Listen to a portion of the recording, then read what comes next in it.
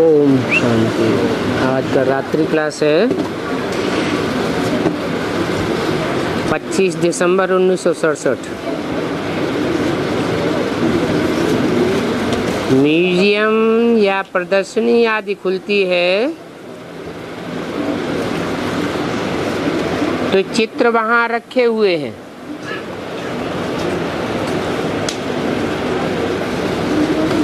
उन चित्रों में से पहले पहले किस चित्र पर ले जाते हैं? पहले तो दो बाप का परिचय देना पड़े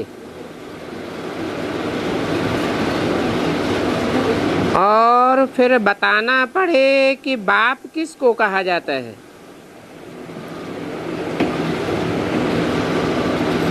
मनुष्यों को व देवताओं को भगवान तो नहीं कहा जा सकता।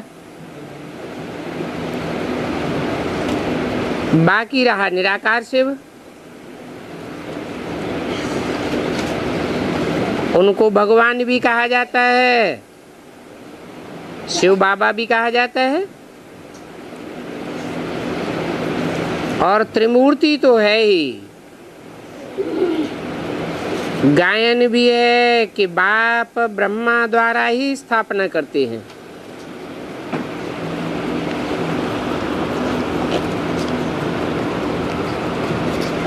ब्रह्मा द्वारा स्थापना काहे की करते हैं?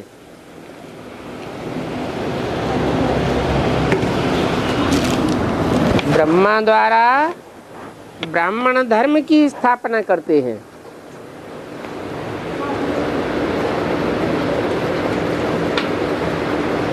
और विष्णुपुरी की राजधानी है।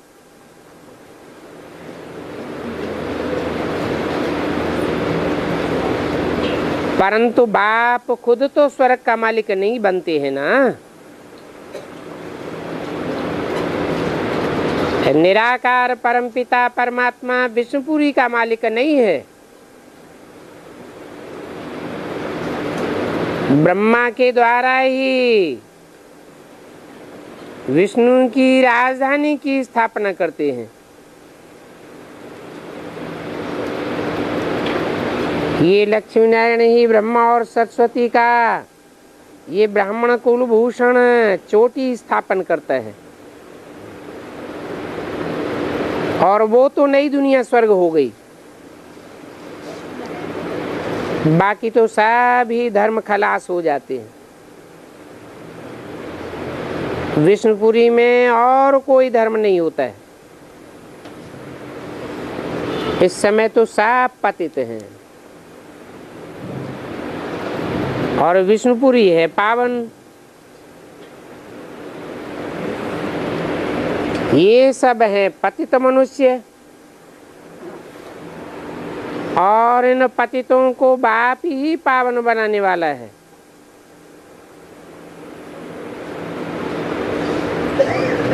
बाप ने बहुत जन्मों के अंत में आकर के प्रवेश किया है।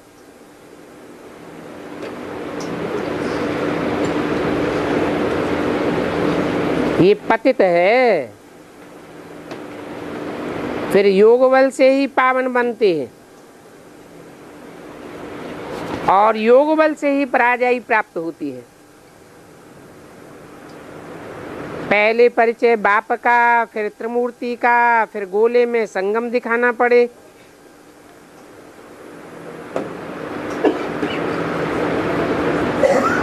सतयुग में थोड़े होते हैं और कलयुग में बहुत होते हैं। वहां होता ही है एक राजा। भारतवासी चाहते हैं वहां एकता हो, एक राज्य हो, एक मत हो। सतयुग में एक ही राज्य होता है और वहां पवित्रता भी है। अभी अनेकों के विनाश के लिए तैयारी हो रही है।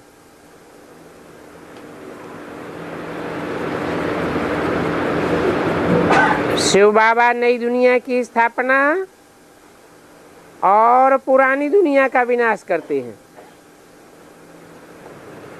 भारत का उत्थान और पतन ये बात सबको समझाई जाती है।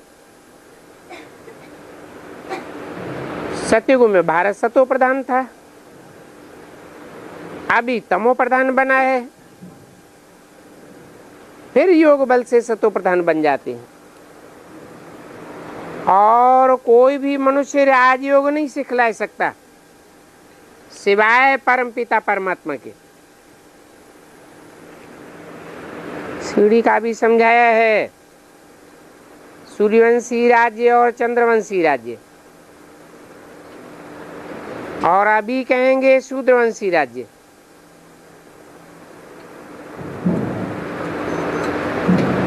फिर बाप राजयोग सिखलाते हैं। अगर तुम कहेंगे पवित्र बनना है तो वो दलील देते हैं कि देवताओं को भी तो बच्चे थे ना।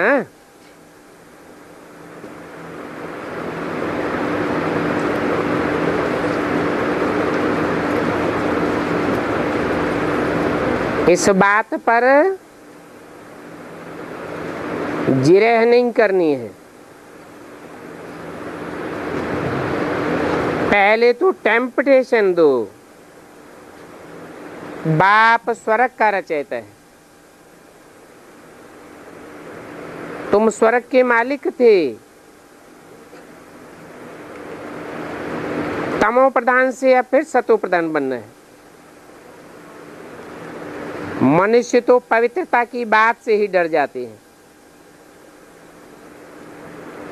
झगड़ा विघ्न आदि सब इस पवित्रता पर ही होते हैं। तो समझाना चाहिए कि राजयोग तो कोई सन्यासी आदि नहीं सिखा सकते।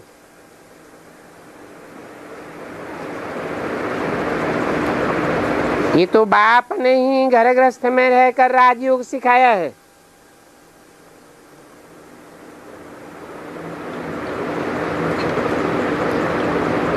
जब भी कोई को समझाया जाता है तो आत्मा समझ करके सुनाना है,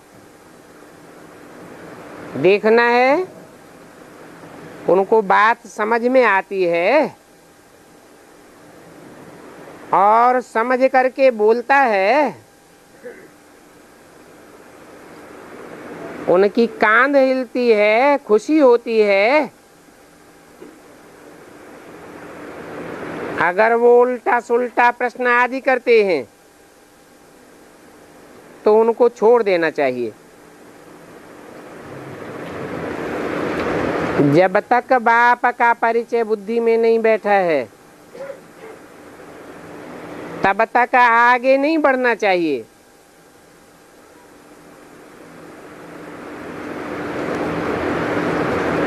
ऐसे ही थोड़ा बहुत समझा करके रवाना कर देना चाहिए।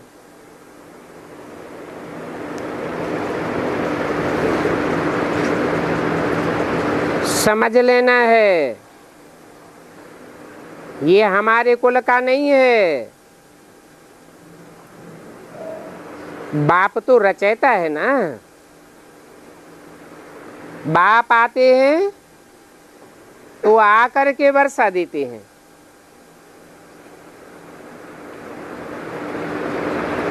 तो पहले तो नब्ज देखनी है।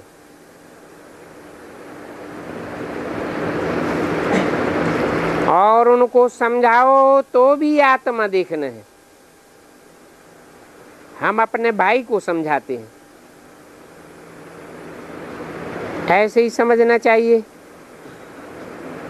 बाप कहते माम एकम याद करो, वो बाप है ही ऊंचे ते ऊंचे। उनको याद करने से अंतमते सुगति हो जाएगी, अर्थात तुम उच्च गति को पावेंगे। ऐसे ऐसे समझाना है। ऐसे कभी मत समझो कि फायदा कुछ नहीं होता है। नहीं, प्रजा भी तो बननी है ना। प्रजा वर्ग का होगा तो संदेश मात्र लेकर के चला जाएगा। बाकी पवित्रता के लिए पुरुषार्थ नहीं करेंगे,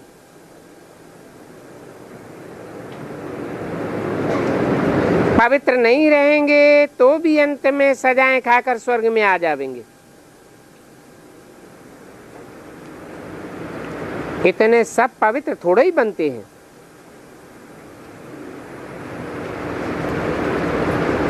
ज्ञान सुनने मात्र से भी काफी फायदा होता है।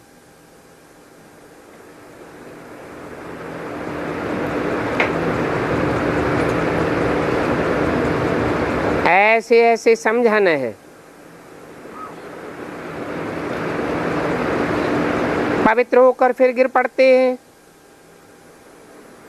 वो तो कोई नई बात नहीं है। बाप तो कहते हैं मैं तो हर 5 वर्ष के बाद आता हूं।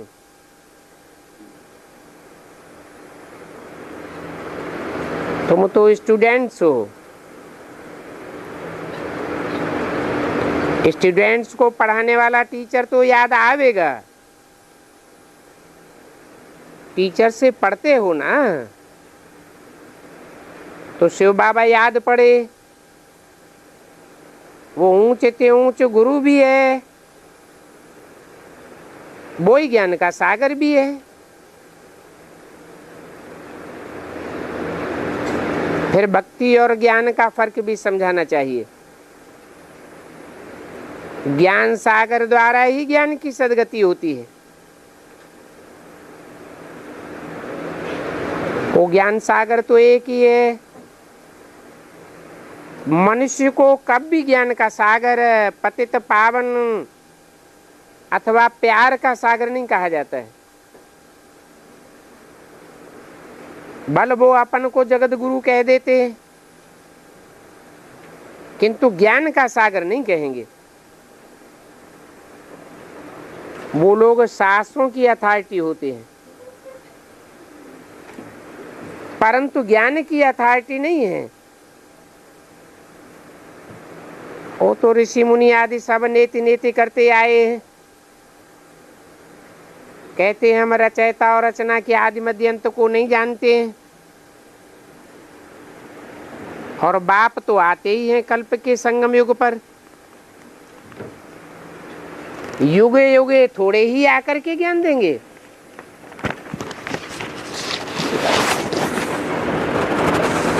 ना आकर के गीता सुनावेंगे और न राजयोग सिखावेंगे। 25/67 की वाणी का दूसरा पेज। बाप कहते हैं मैं तो संगम युग पर ही आता हूं और कोई दूसरे युग में नहीं आता हूं। ये है पुरुषोत्तम संगम युग, जबकि पुरुषों में उत्तम ते उत्तम आत्माएं प्रत्यक्ष होती हैं।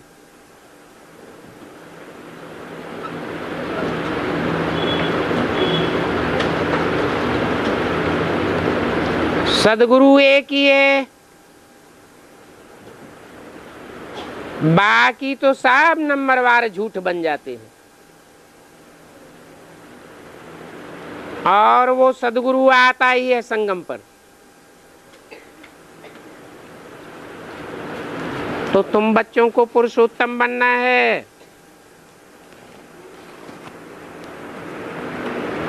फिर सीढ़ी उतरते आते हैं।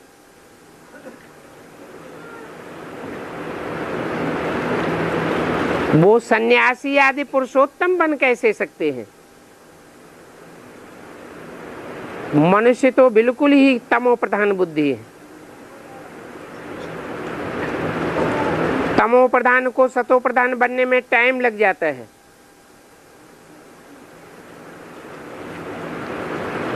उसमें मूल बात है कि देह के सभी धर्मों को छोड़ करके अपन को आत्मा समझो और बाप को याद करना है। बाप पॉइंट्स तो ढेर सुनाते रहते हैं। जैसा जैसा मनुष्य होता है वैसा वैसा उनको मिठाई भी खिलानी चाहिए। समझो कि जो कुछ भी ड्रामा में हुआ वो सब कुछ ऐसा ही था। पास्ट की तो जरा भी फिक्रात नहीं होनी चाहिए।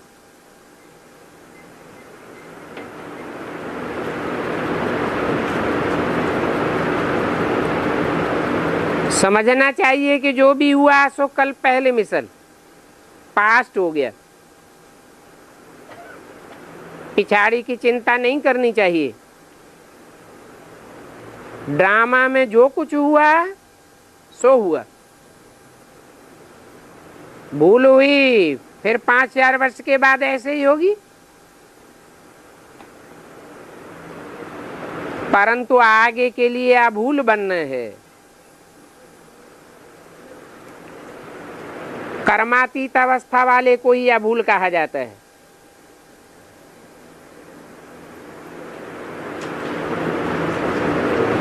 मनुष्य तो भूलों का पुतला है।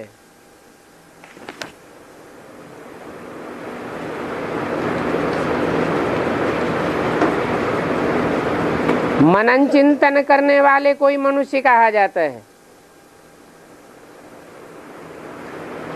मन चंचल होता है,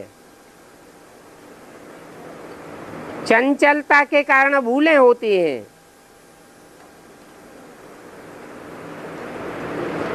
और अभी तो कोई अभूल बन ही नहीं सकता।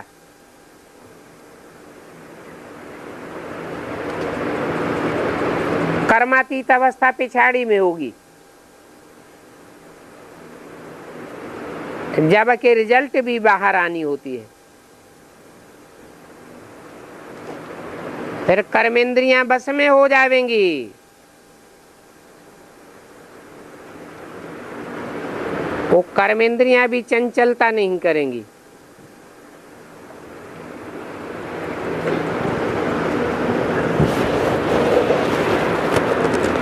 पहले कर्मेंद्रियां बस में होंगी कि पहले मन बस में होगा? मन है मूल। मन जब आमन हो जाता है तो कर्मेंद्रियां भी कंट्रोल हो जाती है,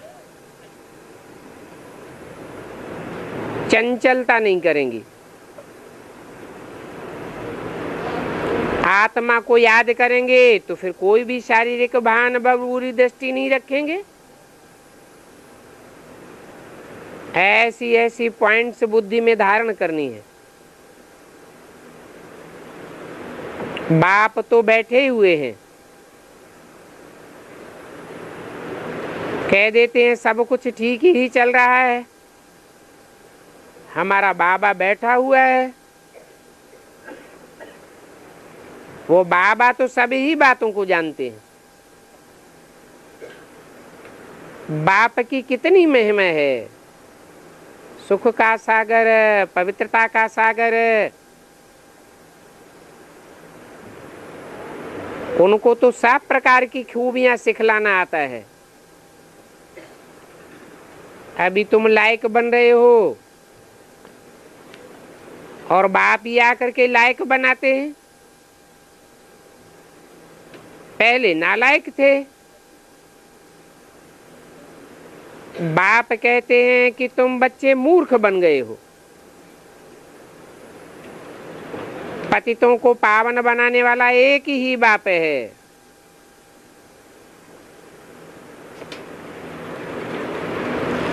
उसको एवर प्योर कहा जाता है। बाकी तुम सब हो सीताएं, और एक ही राम है। सब सीताओं को और भक्तों को पावन बनाते हैं।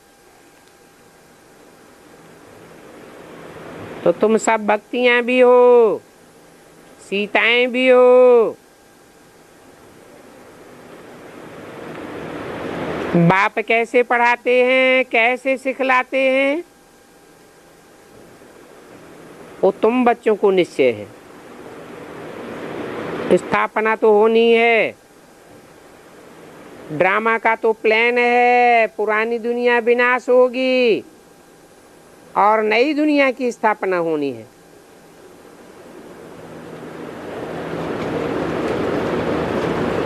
ये बाप का प्लानिंग है। वो लोग तो कितनी प्लानिंग करते रहते हैं, कर्ज आदि लेते रहते हैं। यहाँ तो कोई प्रकार का कर्ज आदि लेने की बात ही नहीं है।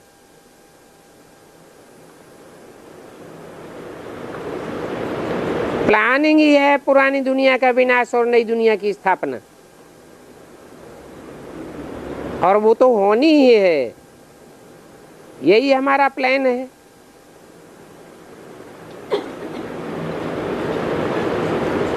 सारा ही ड्रामा का प्लान है। अच्छा, मीठे मीठे रूहानी बच्चों को रूहानी बाप व दादा का याद प्यार गुड मॉर्निंग।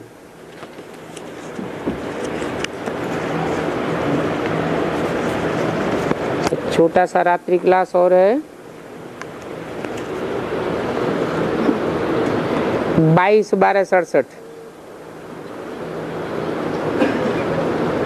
तुम बच्चों को सर्विस से बहुतों का कल्याण करना है। जितना जितना सर्विस करते जाएंगे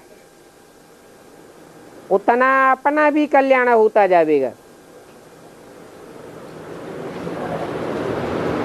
सेवा साहे सेवा करने से ही पद की ऊंचाई का पता चलेगा।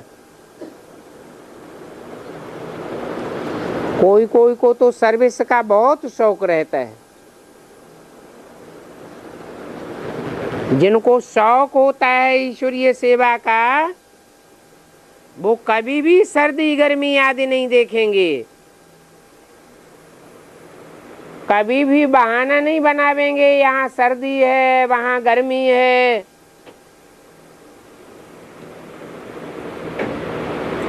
बाप को तो वंडर लगता है कि कल पहले मुआफिक बच्चों को कितना सहज ज्ञान मिल रहा है। ये जो विराट स्वरूप का चित्र है कि हम पहले चोटी के ब्राह्मण हैं, फिर मस्तक समान देवता बनते हैं, ये भी सिद्ध करके बताना होता है कि चोटी कैसे ऊंची है। चोटी में गांठ बांधते हैं तो शिव का रूप बन जाता है। तुमको भी बुद्धि में गांठ बांध लेनी है। शिव की याद रहेगी तो तुम चोटी के ब्राह्मण रहेंगे।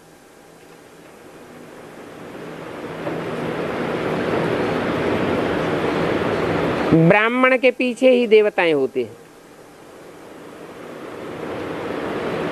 सिद्ध करके बताना है कि ब्राह्मण तो पुरुषोत्तम संगम युग पर ही होते हैं।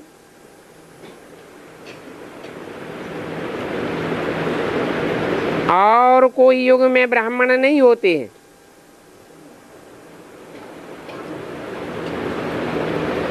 ब्रह्मा हो तो ब्राह्मण हो, और ब्रह्मा कहा ही जाता है तब जब बाप उनमें प्रवेश करे। जिस तन में भी प्रवेश करते हैं उनका नाम ब्रह्मा रखना पड़े।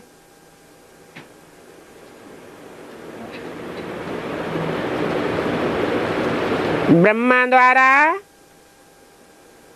शूद्र से ब्राह्मण बना, माना ही ब्राह्मण कुल का हो गया। ये सब ईश्वर के बच्चे ब्राह्मण ब्राह्मणियां हो गए। परंतु ईश्वर के बच्चों को देवता नहीं कहेंगे।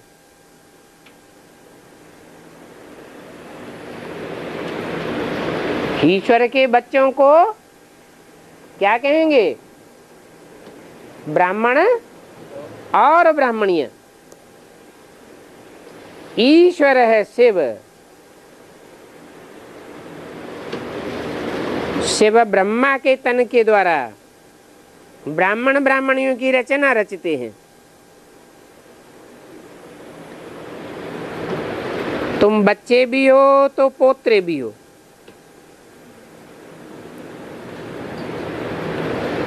ये तुम्हारा ब्राह्मण कुल सर्वोत्तम कुल है।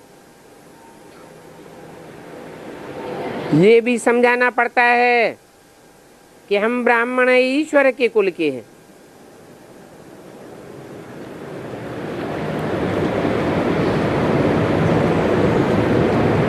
ये सारी प्रजा है। मनुष्य सृष्टि को प्रजा कहेंगे और ये सारी प्रजा है प्रजापिता ब्रह्मा की। तो प्रजापिता ब्रह्मा का बाप कौन ठहरा? सारी मनुष्य सृष्टि का बाप तो प्रजापिता है।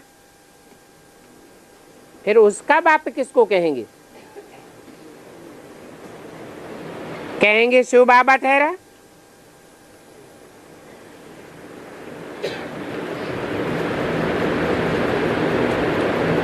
जो ब्रह्मा बनते हैं वो ही फिर विष्णु बनते हैं।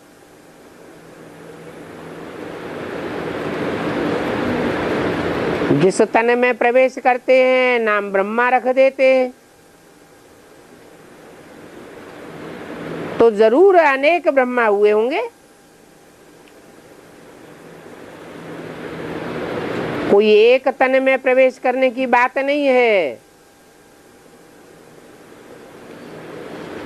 हाँ, एक मुकर्रर कहा जाता है और बाकी है टेम्परेरी।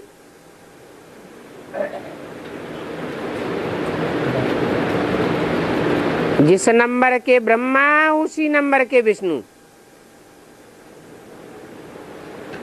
विष्णु की भुजाएं भी तो होती है ना।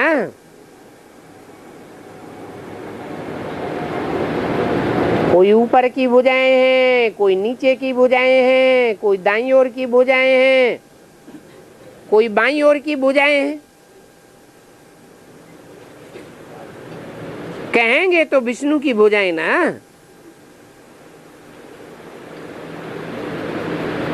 फिर भुजाएं हैं तो भुजाओं को चलाने वाला भी कोई है।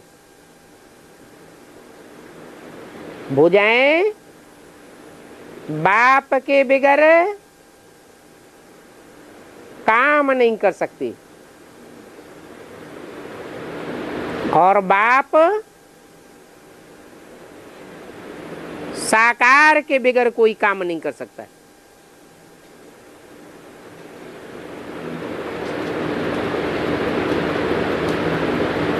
तो ब्रह्मा 5 दिखाए जाते हैं। उनको चतुरानन भी कहा जाता है, पंचानन भी कहा जाता है।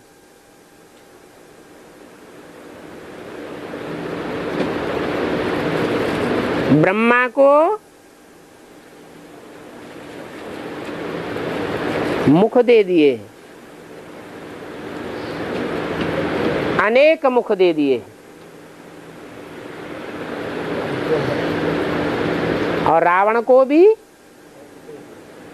अनेक मुख दे दिए। ब्रह्मा है अधूरा पतित और विष्णु है पूरा और पावन।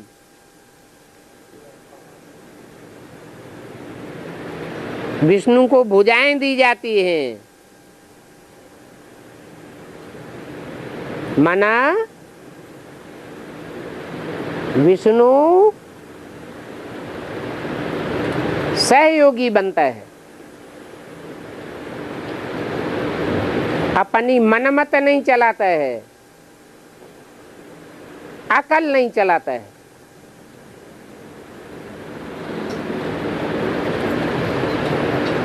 मनमत और मनुष्य मत उत्थान करती है या पतन करती है? मनुष्य मत से होती है दुर्गति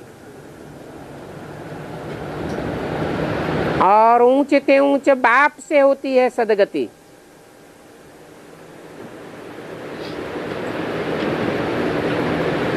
सदगति माने विष्णु, वैष्णव कुल। तो ब्रह्मा को क्या कहेंगे, सदगति में है या दुर्गति में है?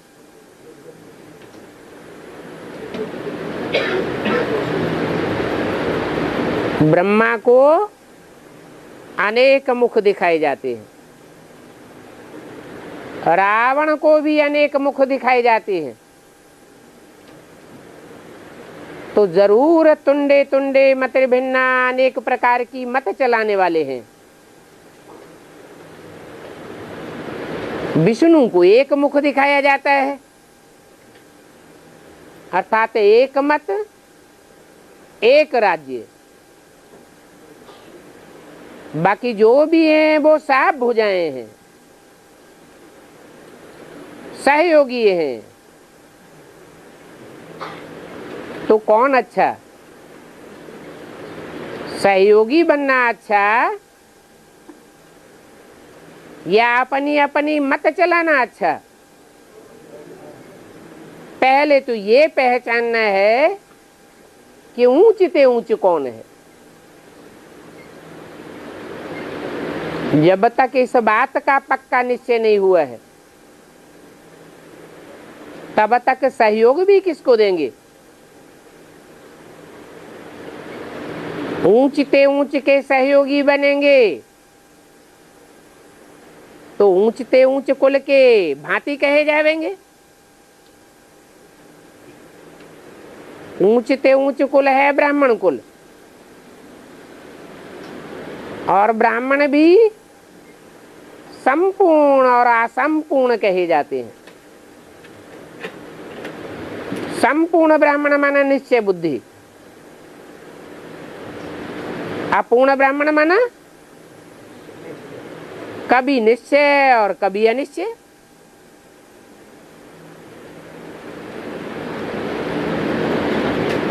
तो बताया जो ब्रह्मा बनते हैं वो ही विष्णु बनते हैं, और शंकर का तो पार्ट ही नहीं है।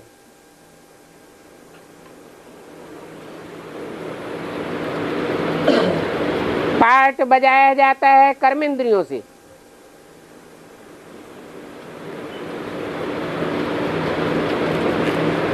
कर्मेंद्रियां न हो तो रंगमंच पर कोई भी पार्ट नहीं बजाया जा सकता। शंकर को याद में बैठा हुआ दिखाते हैं।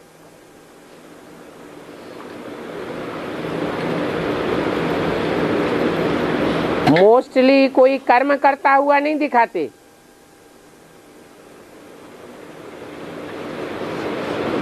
कहते हैं शंकर ने विष पिया, तो ये कार्य है अथवा नहीं है? कार्य तो है, परंतु वह कार्य करने वाला कौन है? शंकर है या शिव है? शिव ही विष पीने वाला है। शंकर के लिए नहीं कहेंगे कि वो विष पीता है। जो वर प्योर है वो ही संसार का विषय वासनाओं को पीना कर सकता है। तो शंकर का कोई पार्ट नहीं है, सारा पार्ट ब्रह्मा का अथवा विष्णु का है।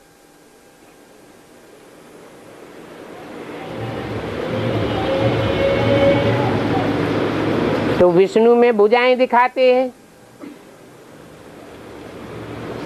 विष्णु के चित्र में मुख दिखाते हैं।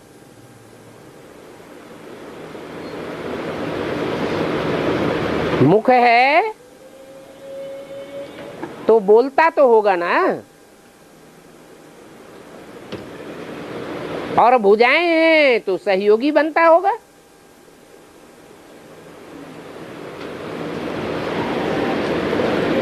देवताएं तो हिंसक नहीं होते हैं।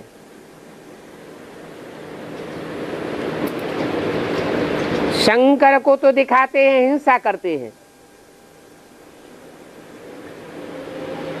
गाया भी जाता है शंकर द्वारा विनाश।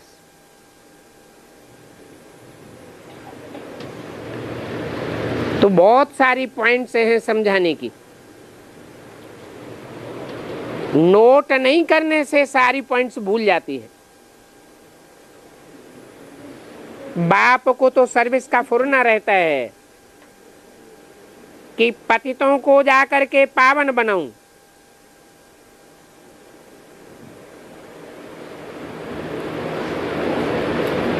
उनको राजधानी का फुरना नहीं है इतना।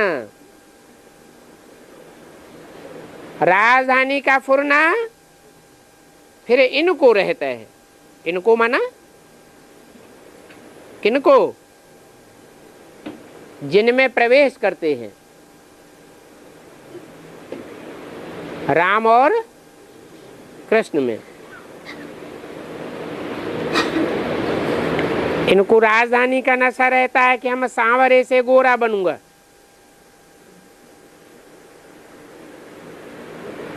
अभी विनाश सामने खड़ा है।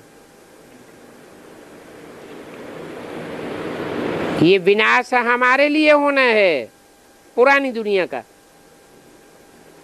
और नई दुनिया की स्थापना भी हमारे लिए होनी है। तो खुशी तो तुम बच्चों को रहना चाहिए।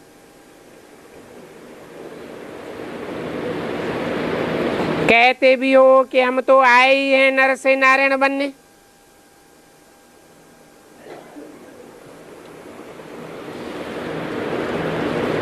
या नर से प्रिंस बनने। शास्त्रों में गायन किस बात का है? नर से नारायण बनने का है। फिर फेल होते हैं जो जाकर के प्रजा बनते हैं। माना अगर नर से प्रिंस बने तो प्रजा पद में चले गए या राजाई में आए? प्रजा पद में चले गए। प्रजा कहा ही जाता है प्रकृष्ट रूपेण जायते। जा माना जन्म लेने वाला। तो प्रिंस को जन्म लेने वाला कहेंगे या जन्म देने वाला कहेंगे? हैं? प्रिंस को जन्म लेने वाला कहेंगे। तो प्रजा हो गया ना। तो बोला जो फेल होते हैं वो प्रजा बनते हैं। ये तो रूहानी गॉड फादर की यूनिवर्सिटी है।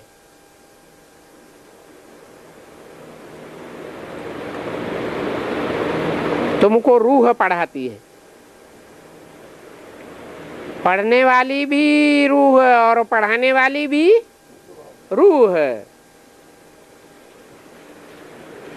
रूह के अलावा और कोई तो पढ़ा भी नहीं सकता है। इस रूहानी यूनिवर्सिटी में पढ़ाने वाला अगर देह अभिमानी है, रूहानी स्टेज वाला नहीं है, जिस्मानी स्टेज में रहकर पढ़ाता है,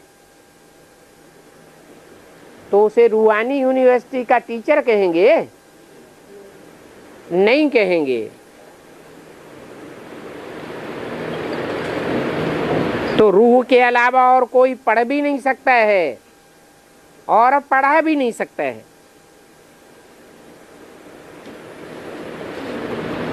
बादशाही मिलती है तो कोई कम बात है क्या? ये रूहानियत की प्रैक्टिस करनी पड़े।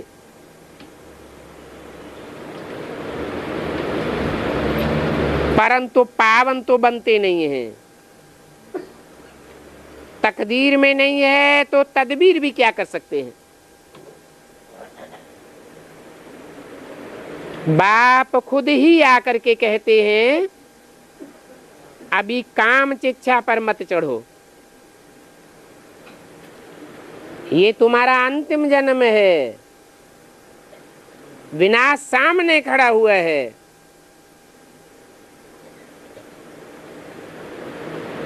जल मरोगे। बल बचाने वाला आया हुआ है।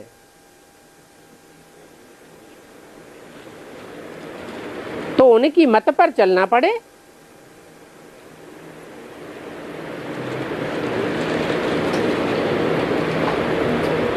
अगर उनकी मत पर नहीं चलेंगे तो पूरी ही आग लग जाएगी।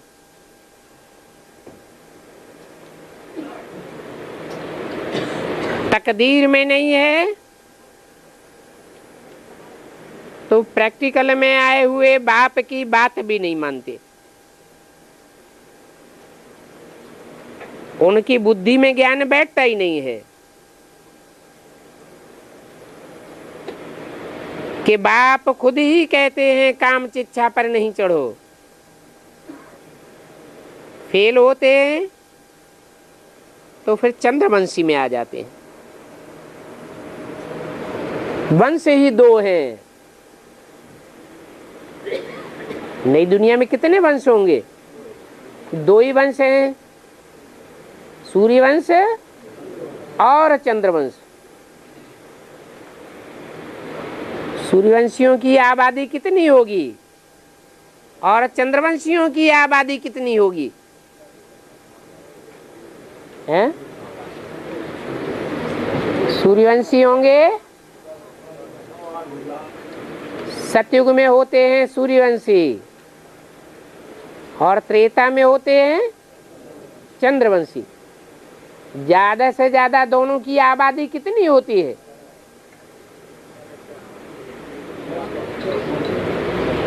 सतयुग में 2 करोड़ हैं सूर्यवंशी, वो भी नंबरवार। मतलब वो भी त्रेता में आने के बाद चंद्रवंशी बनते हैं।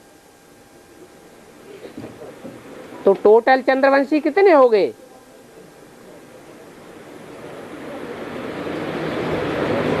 10 करोड़।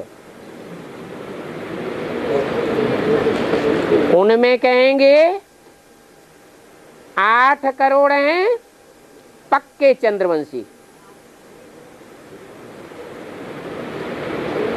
और 2 करोड़ हैं पक्के सूर्यवंशी, जो बाद में चंद्रवंशी बन जाते हैं।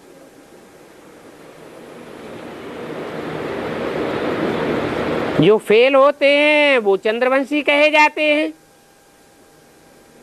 उनकी बुद्धि में ज्ञान नहीं बैठता है।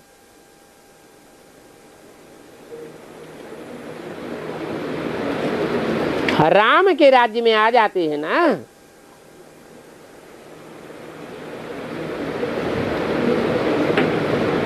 कम पास होते हैं तो राम के राज्य में भी पिछाड़ी में जाकर के राजा बने।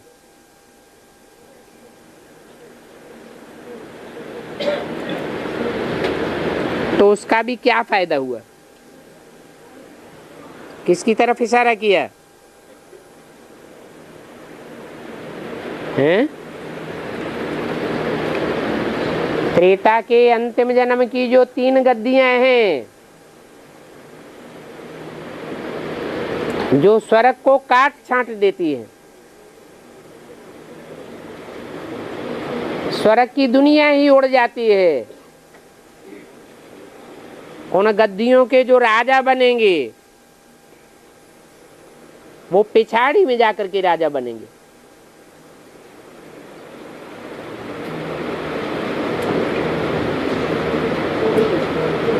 कटिंग ही करते रहते हैं, क्रिटिसाइज करते रहते हैं।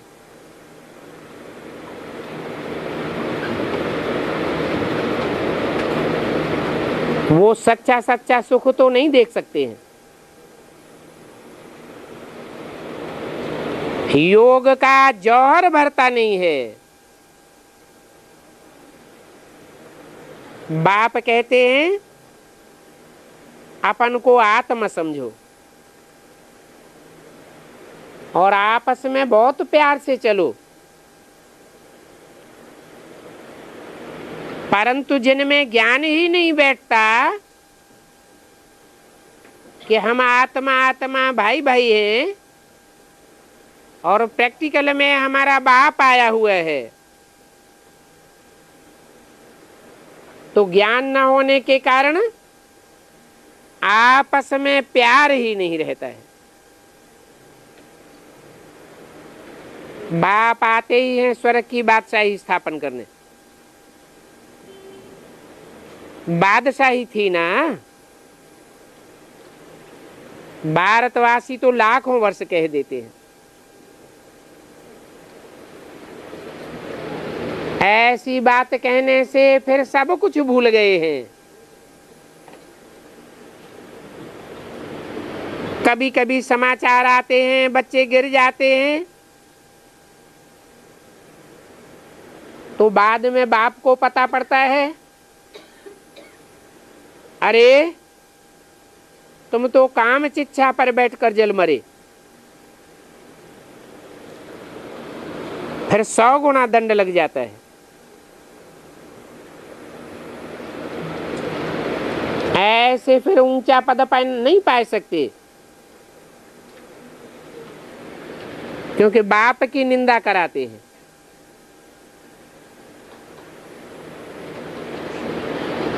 वो समझते हैं कि बाप कोई देखता थोड़े ही है, तो बाप भी कहते हैं मुझे क्या पड़ी है एक एक को देखने की। बाप तो आकर के ज्ञान सुनाते हैं, कायदा कानून बताते हैं, जो जैसा करेगा वैसा पद पावेगा। अच्छा, बच्चों को नमस्ते। ओम शांति।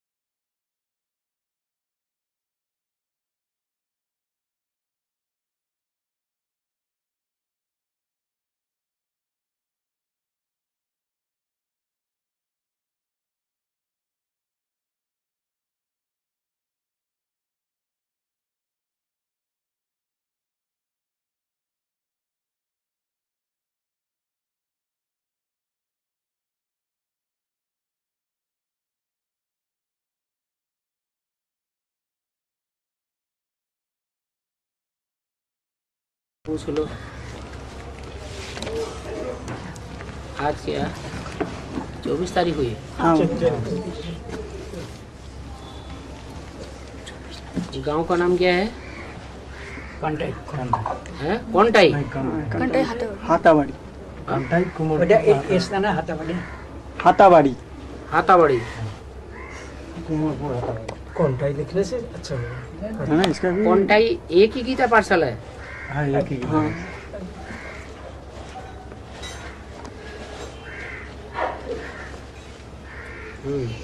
पूछो पूछो, टाइम होने जा रहा है।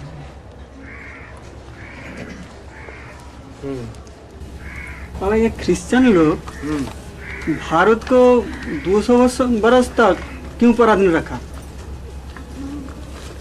और केवल पराधीन नहीं है, बहुत कुछ किया भारत पर। तो किस हिसाब किताब पर ये भारत का हाल हुआ?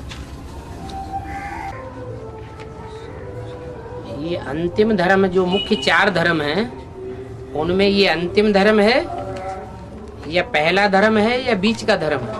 बीच का धर्म है। तो बीच में राजा ही करेगा या अंत में राजा ही करेगा? बीच में ही रह जाएगा, बीच बीच में राजाई करेगा। अंत में ही करेगा। दुनिया का अंतिम धर्म है, हाँ, तो राजाई भी इनको कहाँ मिलती है? अंत में मिलेगी। और इनका फाउंडेशन भी कब पड़ता है? इनकी जो आधार मूर्त और बीज रूप आत्माएं ब्राह्मणों की दुनिया में है, वो बाप को पूरा नहीं पहचान पाती। चाहे बेसिक नॉलेज में है आधार मूर्तों में, तो भी पहले नहीं पहचानती, और चाहे एडवांस में बीज रूप आत्माओं में है, तो भी बाप को पहले नहीं पहचानती।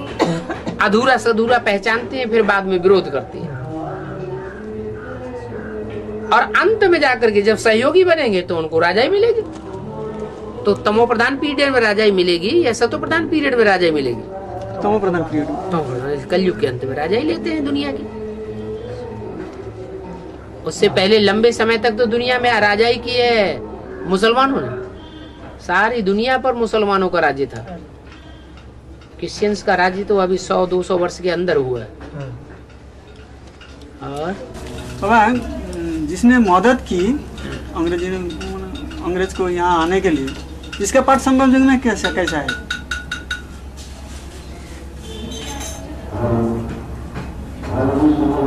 उनको निमंत्रण दिया कि यहाँ आकर के तुम राजाई वो व्यापार करो।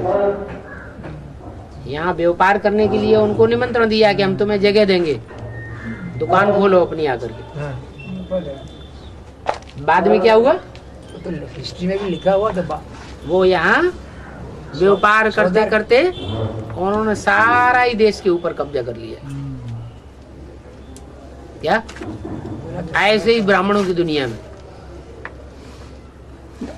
प्रजापिता वाली आत्मा यज्ञ में थी आदि में। हाँ जी, उन्होंने निमित्त किसको बनाया?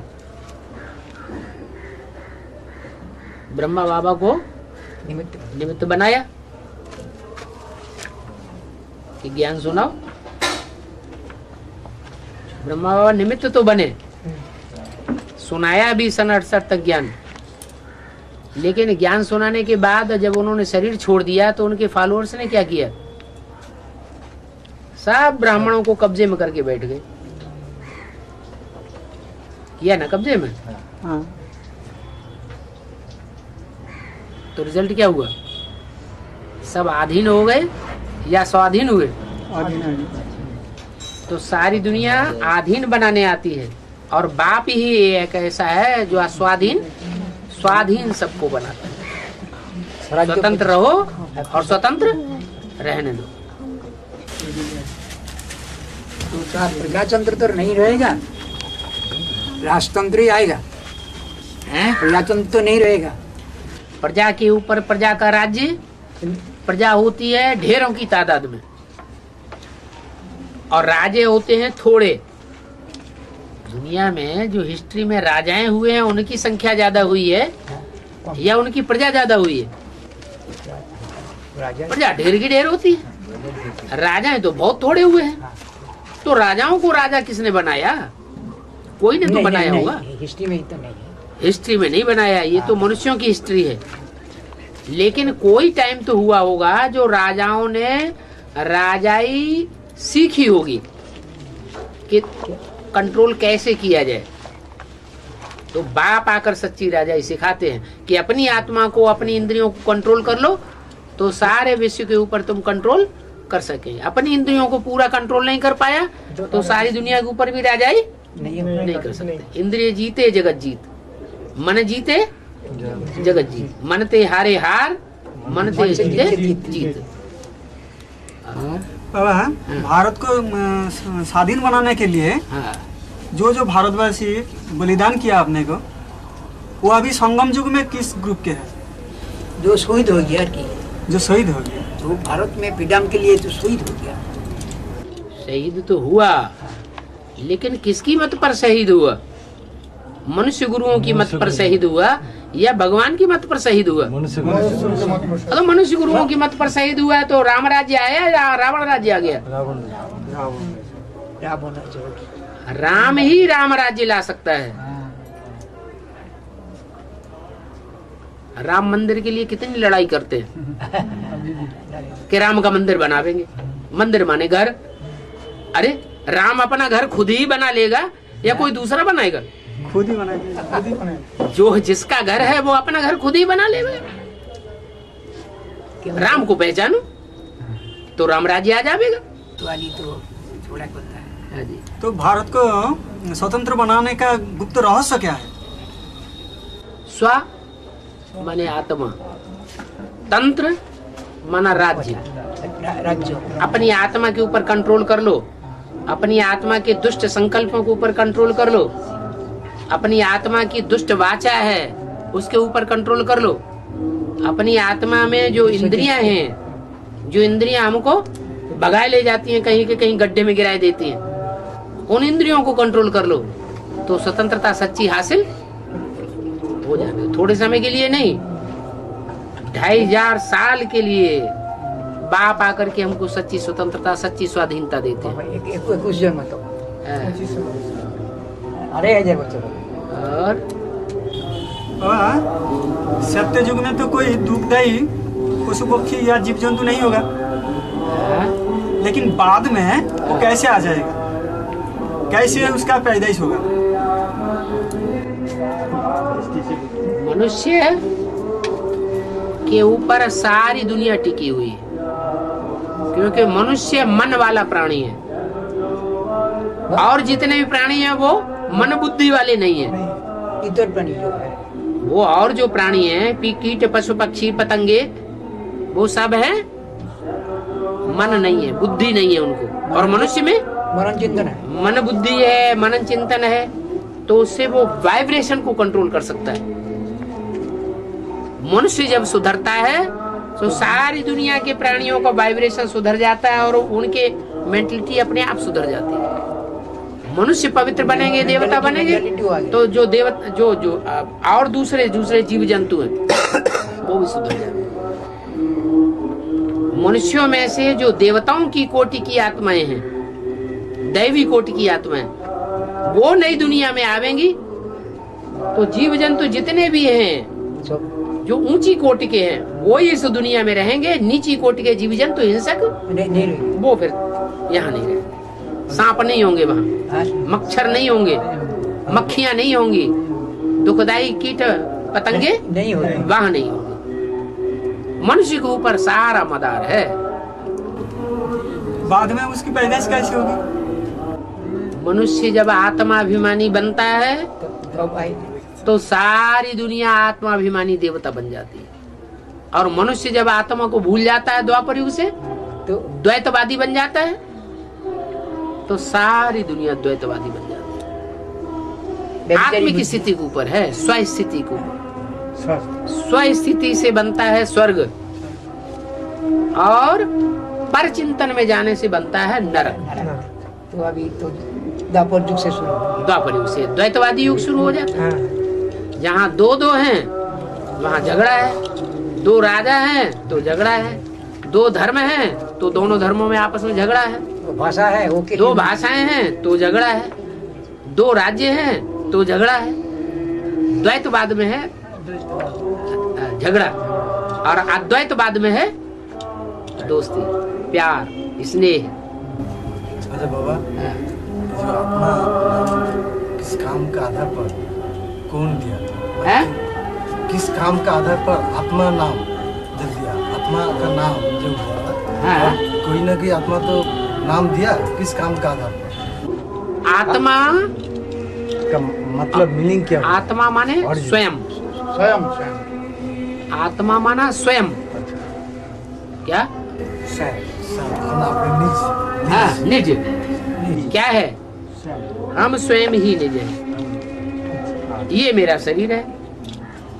5 तत्व अलग है, हम 5 तत्व नहीं है। लेकिन मनुष्य आज उल्टा समझ बैठा है। वो अपनी देह को ही समझता है कि मैं देह हूँ, देह को समझ बैठे हैं अपन। लेकिन हम देह नहीं है, हम 5 तत्वों के पुतला नहीं है। इसलिए तो पूजा 5 तत्वों का पुतला तो आज है, कल खत्म हो जाएगा। और आत्मा तो हमेशा ही रहती है। आत्मा अपने पूर्व जन्म के संस्कार लेकर के चलती चली रहती है। अभी हम स्वस्थिति में स्थित हो जाएंगे, परमात्मा की याद में स्थित हो जाएंगे, तो हमारे पूर्व जन्म के सारे पाप खलास हो जाएंगे। शुद्ध आत्मा बन जाए। बाबा हाँ, अभी जो माता जी विधवा बन जाती है, जो माता लोग विधवा बन जाते हैं, हाँ, बाबा ने कहा था कि पूर्व जन्म में कोई खोटे कर्म ऐसा किया जिसके कारण उनको विधवा बनना पड़े। ठीक है। तो ये खोटे कर्म किस रूप में होता है वास्तव में? कैसे कैसे खोटे कर्म हो जाता है? विधवा उसे कहा जाता है जिसका स्वामी मर जाए। क्या हर बात की शूटिंग कहाँ होती है? संगम युग में होती है। संगम युग में। यहाँ सबकी बुद्धि में बैठाया जाता है कि अब सबका स्वामी आया हुआ है। क्या कोई तो भगवान बाप का बनाते हैं और कोई के फिर ऐसी बातें सुना देते हैं कि भगवान बाप से बुद्धि उड़ जाती है। क्या तो विधवा, जो अनिश्चय बुद्धि बनाते हैं तो विधवा बन जाते हैं, निश्चय बुद्धि बनाते हैं तो सधवा बन जाते हैं। दुनिया का बात है हैं? तो स्थूल दुनिया का अरे इस दुनिया की बात है। यहाँ कोई ज्ञान में से भगाने वाले हैं और कोई ज्ञान में थमाने वाले हैं। कोई भगवान की पहचान देने वाले भगवान बाप आया हुआ है और कोई भगवान से बुद्धि हटाने वाले। माया क्या करती है? माया तो एक दे भगवान का हटा। भगाती है। हाँ, भगाती। तो सबसे बड़ी राण राज्य वो है पुराण। हाँ, उनके ग्रंथ का नाम क्या है? पुराण। अच्छी राण नहीं है, खुद भी भगवान बाप की नहीं बनती और दूसरों को भी बना देती। भगवान बाप का नहीं बनने देती। आंखों में पट्टा बांध के रहती है जानबूझ के।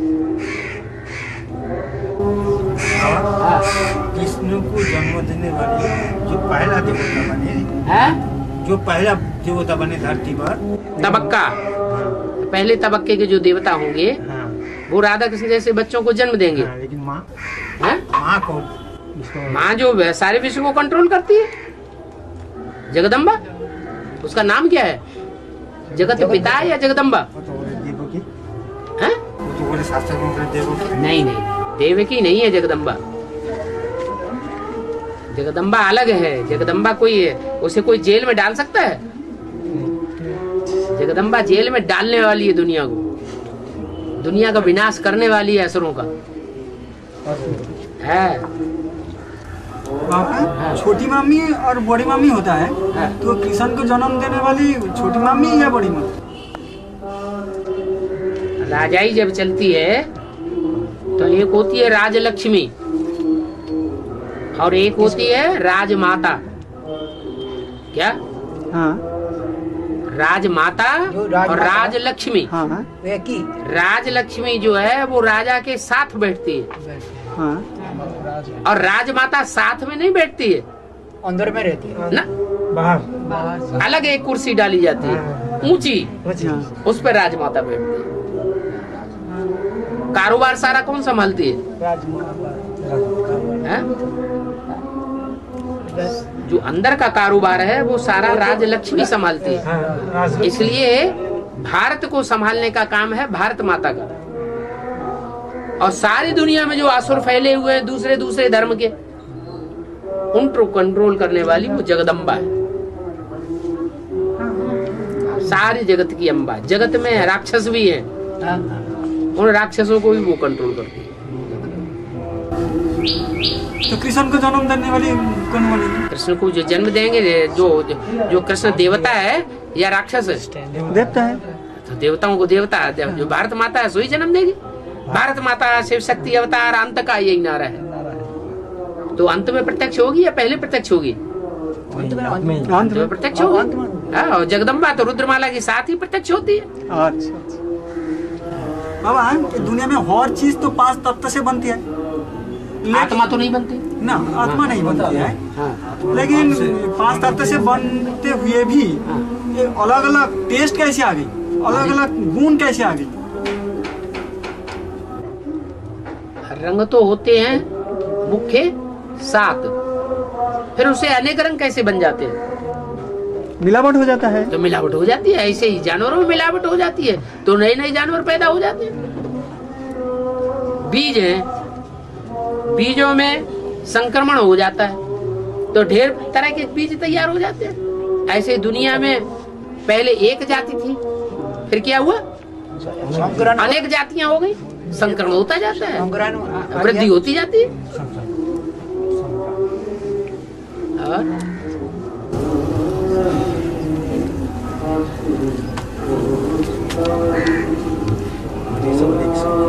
टाइम हो गया। घर में बहुत सत्तो त्रेता में जो हाँ सत्तो त्रेता में हाँ जो पॉपुलेशन होता है, हाँ पहला तो 9 लाख होता है, 9 लाख 16,000 सत्तो त्रेता में ज्यादा होगा। सतयुग में एकदम नहीं होगी। सतयुग को सतयुग नहीं कहेंगे, क्या कहेंगे, देव देवता युग तो नहीं, सतयुग से भी ऊंचा युग है। शरीर में संगम नाम सतयुग में उसका तो नाम ही तो है। सतयुग में तो देवताएं होंगे। जो प्योर सतयुग होगा उसमें तो देवताएं ही होंगे। ये समयकाल कितना होगा? लेकिन सतयुग से भी ऊंचा कौन सा युग है? समयकाल कितना होगा? सुनो तो, सतयुग से भी ऊंचा युग कौन सा है? पुरुषोत्तम संगम युग। संगम युग। वो पुरुषोत्तम पुरुषोत्तम संगम युग भले छोटा है, लेकिन वो सतयुग के देवताओं से भी ज्यादा ऊंचा है, क्योंकि यहाँ ब्राह्मण जो होंगे, जो संपन्न ब्राह्मण, वो भगवान को पहचानने वाले होंगे, और वो देवताएं भगवान को पहचानने वाले नहीं होंगे, उनमें ज्ञान नहीं होगा। वो देवताएं बुद्धू होंगे और ब्राह्मण समझदार होंगे। और नहीं बाबा।